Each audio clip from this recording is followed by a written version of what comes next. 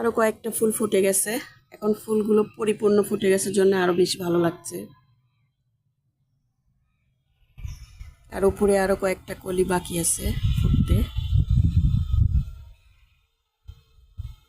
আসলে এখন একসাথে 3-4টা ফুটছে তো, আর ফুলগুলো পরিপূর্ণ ফুটছে, এই জন্য বেশি ভালো লাগছে দেখতে। তখন তো এর আগে ভিডিও করছিলাম একটা ফুল ফুটছিল।